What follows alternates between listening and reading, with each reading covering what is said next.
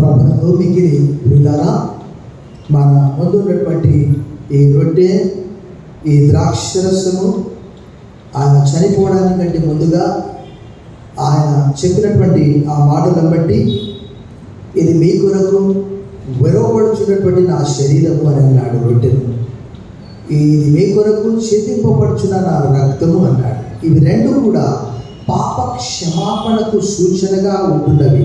అపోస్తలుడైన పౌలు రోమీయులకు రాసిన పత్రిక 3వ అధ్యాయంలో 20 నుంచి ఈ వాక్యము తెలియజేస్తూ ఉన్నాడు. ఏదనగా ధర్మశాస్త్ర సంబంధమైన క్రియల మూలంగా ఏ మనుష్యుడును ఆయన దృష్టికి నీతిమంతుడని తీర్చబడడు. ధర్మశాస్త్రం వలన పాపం అనగా ఎట్టిదో తెలియజేయబడచ్చు. ధర్మశాస్త్రం ఎలాంటిది అని అంటే రోగ నిర్ధారణ చేస్తుంది, అంతే. బాగు చేయదు, పాపాలను తీసివేయలేదు. మరలా ఎవరి దగ్గరికి వెళ్ళాలంటే డాక్టర్ దగ్గరికి వెళ్ళాలి, వైద్యుని సంప్రదించాలి. 21వ వచనం, ఇట్లుండగా ధర్మశాస్త్రమునకు వేరుగా దేవుని నీతి బయలుపడుచున్న దానికి ధర్మశాస్త్రము ప్రవక్తలను సాక్ష్యం ఇచ్చున్నారు. అది ఎలాంటిది అంటే యేసుక్రీస్తు నందలి విశ్వాస మూలమైనదై నమ్ము వారందరికీ కలుగు దేవుని నీతి అయి ఉన్నది. బిగ్గరగా చెప్పండి, ప్రభుని భయపరచండి.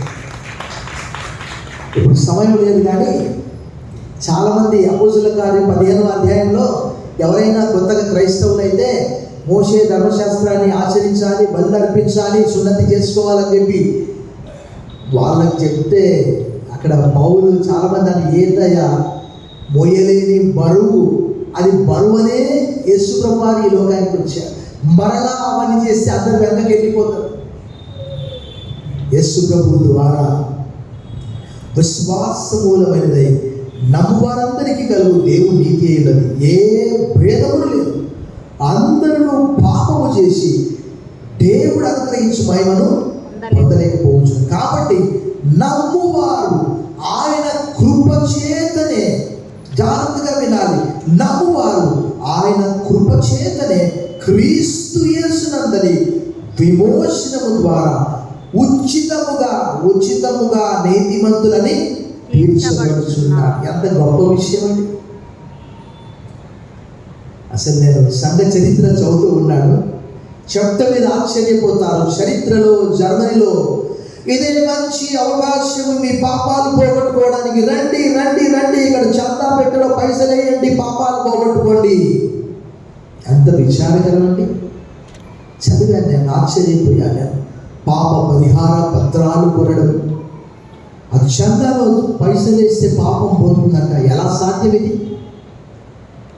అలా అయితే ప్రభు చేసిన ఈ త్యాగం అంతా వృధా కదా.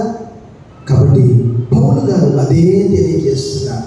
నమ్మువారు ఆయన కృప చేతనే క్రీస్తు యేసునందలి విమోచనము ద్వారా ఉచితముగా నీతిమంతులని తీర్చబడుచున్నారు. మన భక్తి కాదు, మన శక్తి కాదు. అదే 4వ అధ్యాయంలో రాయబడ్డది. పని చేయక భక్తిహీనుని నీతిమంతునిగా తీర్చువాని యందు విశ్వాసం ఉంచువానికి వాని విశ్వాసము నీతిగా ఎంచబడును. అబ్రహాము అంటే నీతిమంతునిగా ఎంచబడ్డాడంటే ఎప్పుడు? సున్నతి ఉన్నప్పుడా, సున్నతి లేనప్పుడా? 15వ అధ్యాయంలో సున్నతి లేదు, 17వ అధ్యాయంలో చేసుకుంటాడు సున్నతి. నమ్మడం వలనే, విశ్వాసము ద్వారానే. ఈ రోమీయులకు రాసిన పత్రిక ఇది ఆ ధర్మశాస్త్రానికి వేరుగా వస్తున్నదంటే మనం ఎంత ధన్యులమండి. వారు అనుకుంటారు, ఏమనుకుంటారంటే దేవుడు మావాడు, వాళ్ళేదో పట్టా చేసుకున్నట్టు, వాగ్దానాలు మావి, పితరులు మావారు. అఫ్కోర్స్ యేసుక్రీస్తు వారి వంశంలో పుట్టాడు, యూదా వంశం.